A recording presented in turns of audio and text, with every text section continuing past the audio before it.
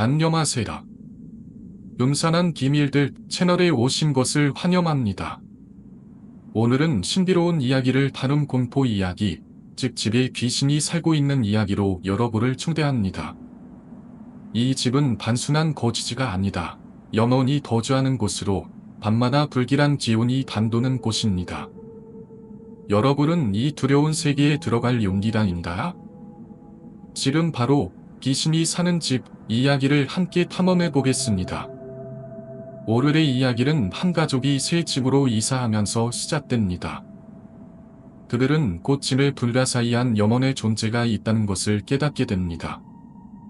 이사한 직후부터 기이한 사건들이 벌어지기 시작했지만 가족의 누구도 집의 어두운 과거에 대한 소문에 신경 쓰지 않는 듯합니다. 그러나 그 영혼들은 단순히 존재하는 것뿐만 아니라 가족 구성원들 앞에 나타나며 신비로운 행동을 하기도 합니다. 이 이야기는 우리를 두렵게 할 뿐만 아니라 우리가 평범하다고 여기는 집에 숨겨진 진실이 무엇인지 고민하게 만듭니다.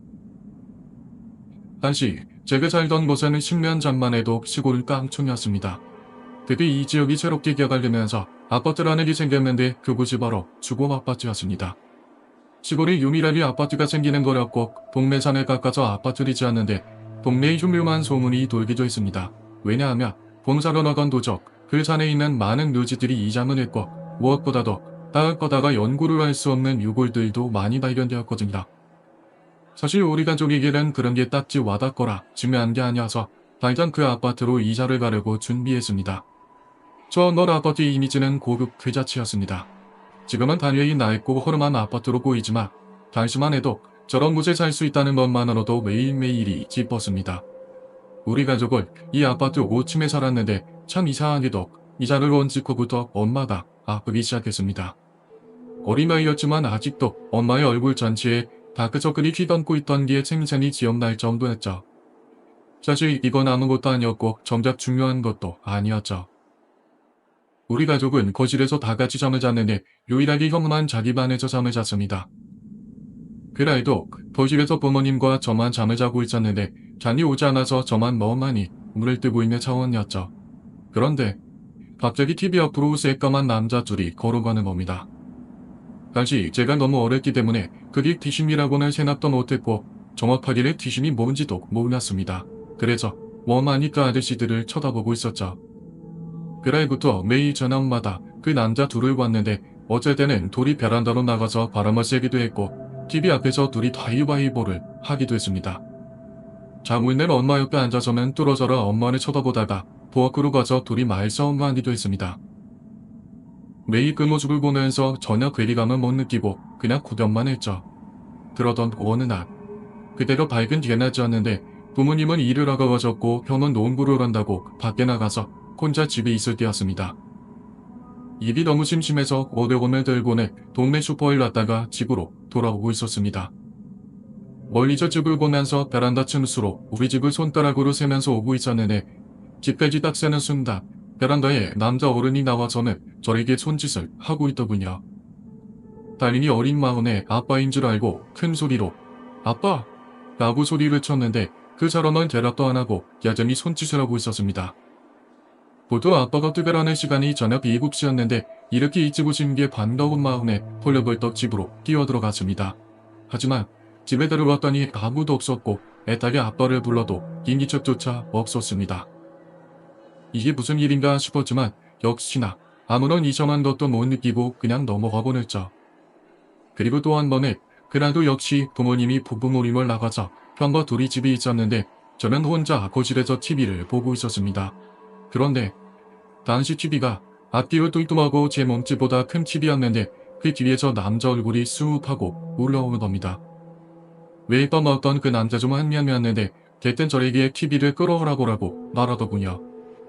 어른이 하라고 하니 TV를 안으려고 안간힘을 썼는데 그런 저를 보고 시기 묻고는 그대로 TV를 제 쪽으로 밀더군요. 정확히 가슴에 TV가 넘어지는 바람에 숨도 제대로 못 쉬고 우당탕탕하는 소리에 방에 있던 형이 나온 것까지만 기억이 나고는 그대로 기절을 했습니다. 눈을 떠보니 엄마가 울고 있었죠. 이 말도 안 되는 상황만 여기서 그치지 않았습니다. 미술학원이 끝나고 아무도 없는 집에 들어가 혼자 불을 켜고 짱구를 보고 있었습니다. 들어가 문득 주방에서 이기적이 느껴졌고 불이 꺼진 주방을 보니 아빠가 손 있는 게 아닙니다.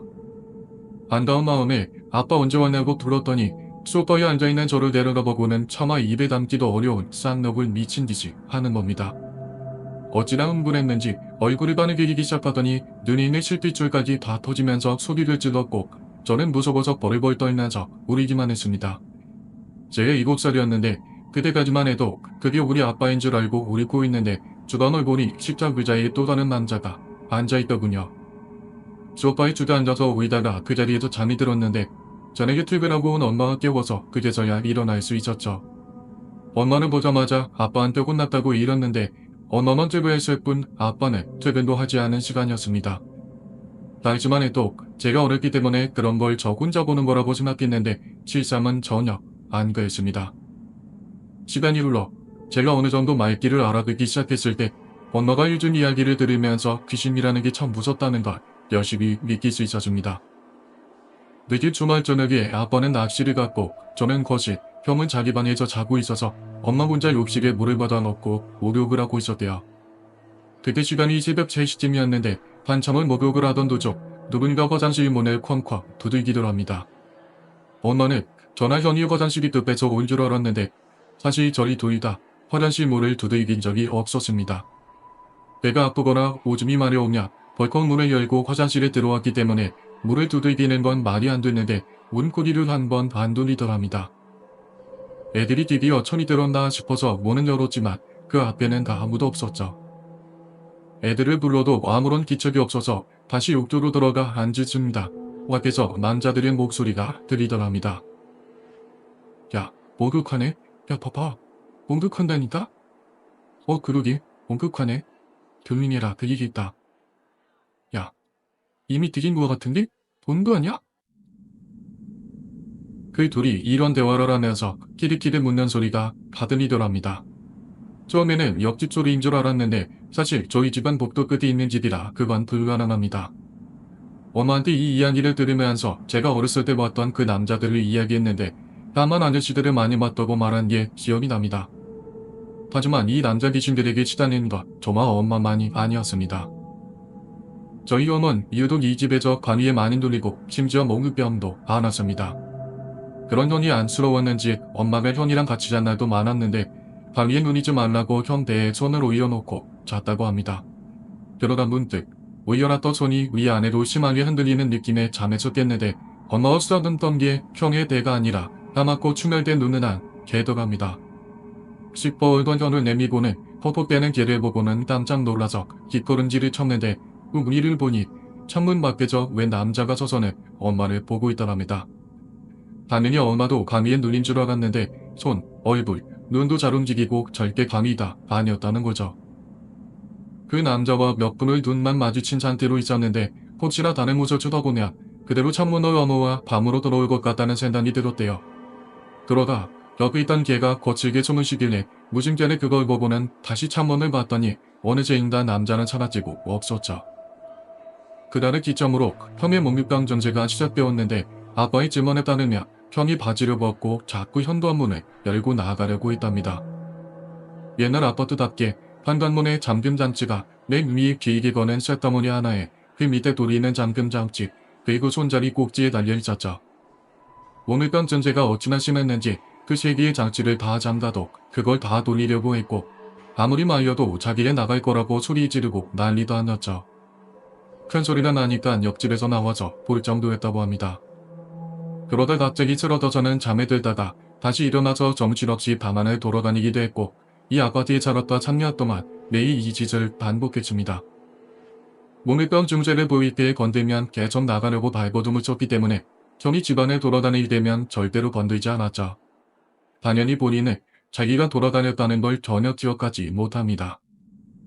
우리는 3년 만에 이 집에서 나왔지만 지금 와서 생각해보면 이 아파트 자체가 워낙 이상하고 흉흉했습니다.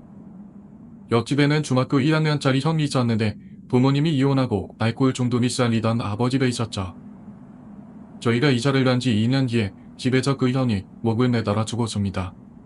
동네 사람들 말로는 아들이 죽어서 집에 아무도 없는데 그 아버지가 매일 현관문을 발로 차면서 문 열라고 소리를 질러댔답니다.